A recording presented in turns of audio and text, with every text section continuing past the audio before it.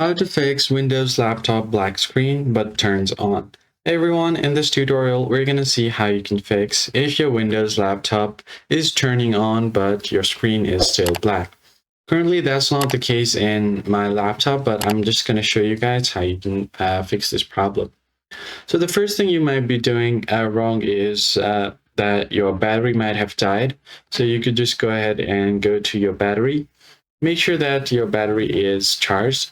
If not, you can plug in your charger and make sure that there is some kind of indicator or light that's glowing when you're charging your device. That's the first thing you can do, and then try to turn on your device. The other thing that you can do is do a reset for your graphics driver on your laptop. You can do that by using a keyboard shortcut. Make sure your laptop is turned on, and if your screen is black, press Control, then Shift, and then Windows key, all of this together, and then you have to press B. So what it's going to do is it's going to reset your graphic driver.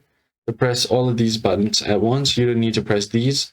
These are just the indicators. So I'll just press Control, Shift, and then Windows key. Then I'll just press B. It's going to reset the graphics driver. And after that, your graphic driver should be resetted and your screen should be visible. But if that doesn't work, then you need to do a hard reset on your laptop.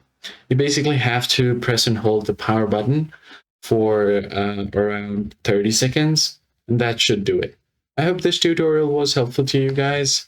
Be sure to hit the like button down below, subscribe to the channel. I'll catch you in the next one. Thanks for watching.